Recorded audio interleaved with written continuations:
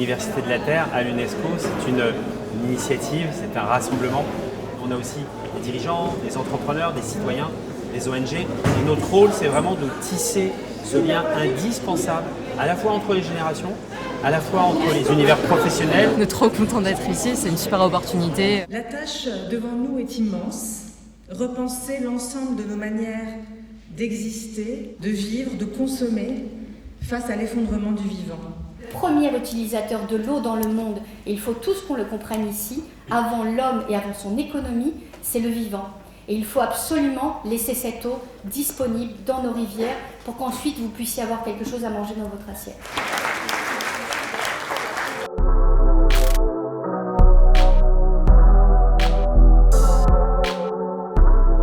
C'est comme s'il fallait vraiment voir pour croire. La science et la recherche sont deux choses assez différentes. La science, c'est les bonnes réponses à des questions bien posées. On va finir plus tard que d'habitude là. Est-ce qu'il faut mieux la décroissance ou l'innovation ? J'habite à Paris, je suis venu, j'ai pris mon temps, sur mon temps de travail. Des innovations, des énergies, des adaptations, des synergies, une humanité qui élargit sa sagesse d'esprit. Je crois qu'il n'y a aucun effort à faire. Il y a juste à redessiner l'architecture du sens. Il va falloir apprendre à faire preuve d'un peu d'humilité. Nous, la civilisation de l'échec.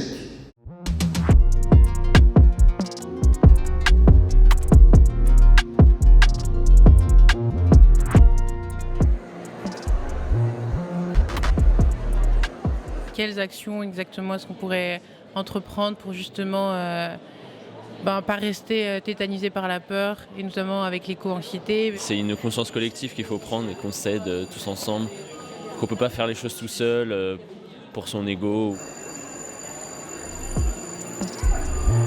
Quelle relation avec les arbres, quelle relation avec les plantes, quelle relation avec les animaux. Je bâtis ou sur la partielle ou dans le quartier des éléments de nature.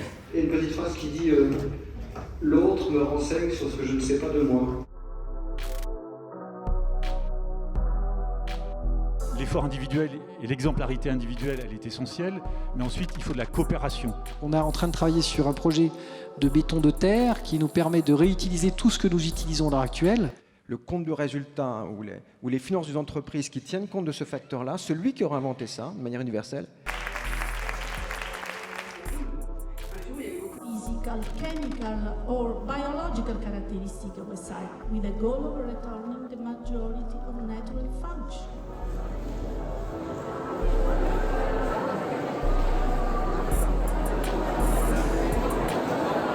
J'ai trouvé aussi intéressant qu'ils aient mis plusieurs acteurs d'entreprise face à une association comme Greenpeace. Je ne m'attendais pas à ce qu'on se retrouve avec des entreprises, avec des gens qui viennent de milieux différents, même des sportifs qui viennent nous parler d'écologie.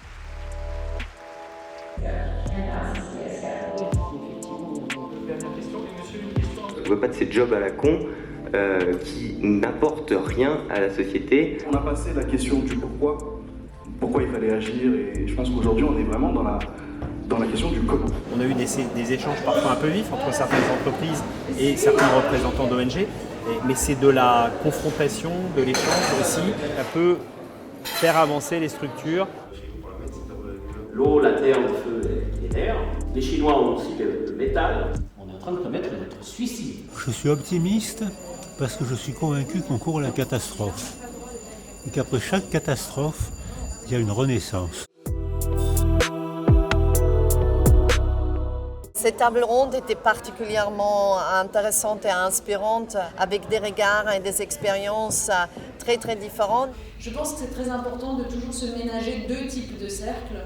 Un cercle où on se ressent pour commencer à partager, puis un cercle où on confronte parce qu'en fait on a affaire à des gens très différents. Nous sommes venus avec nos étudiants, nos diplômés, nos partenaires, pour leur montrer tout ce qui se fait sur ce champ-là, et c'est un très bel événement et ils sont absolument ravis.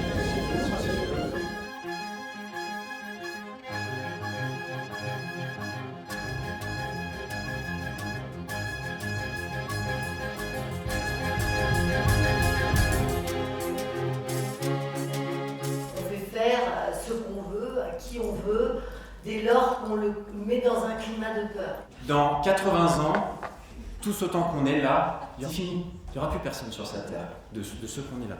Donc, Qu'est-ce qui reste qui brûle en nous quand on est à poil?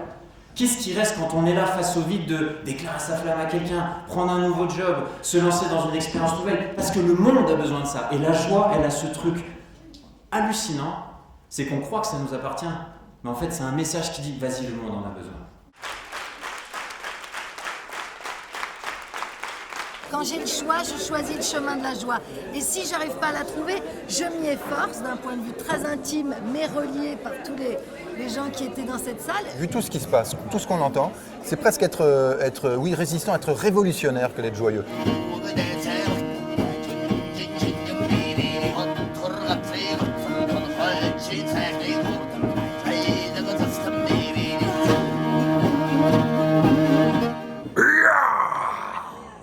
Alors, message me, man, bro, me, message.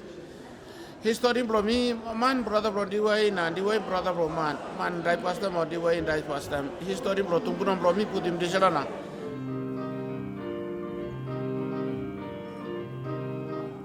Eh bien, aujourd'hui, on a cette capacité de pouvoir éliminer 8500 tonnes de CO2 chaque année.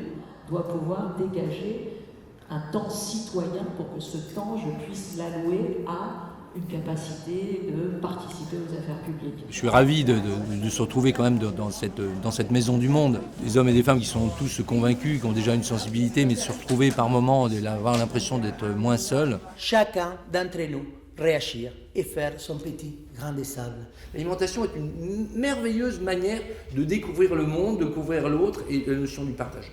Je vais, en inspirant, lever les bras au-dessus de ma tête et je me grandis vers le ciel, je m'étire. Quand on m'a proposé de venir à l'Université de la Terre junior, c'était d'aller à la rencontre des enfants, mais aussi des parents, et de les inviter à regarder les forêts, les arbres, différemment. Ma génération n'a pas pris conscience de notre responsabilité, de ce qu'on a fait, et le devoir qu'on a d'aider ces jeunes. Avoir 20 ans aujourd'hui, c'est être en colère quelque part. Comment aujourd'hui peut-on vouloir s'engager pour le devenir de la planète quand on n'est pas capable de ne pas se séparer 5 minutes de son téléphone portable ou qu'on a besoin de climatisation dès qu'il fait 20 degrés? Parce qu'une forêt, c'est équitablement la flore et la faune. S'il n'y a pas la grande faune, c'est qu'elle a été tuée par la chasse et donc c'est plus une forêt primaire. Si on ne remet jamais en question cette idée de la croissance, du volume, du toujours plus. Impossible de manger plus que ce qu'on mange. Seulement une voiture est plus que suffisant pour avoir 4 ou 5, pour avoir des milliards dans une compte de banque. Ça ne sert à rien, mais on laisse beaucoup d'autres sans. Donc c'est un problème d'ego. Vous pensez que la solution, on va la trouver demain ou après-demain? Je pense qu'il vaudrait mieux qu'on la trouve aujourd'hui.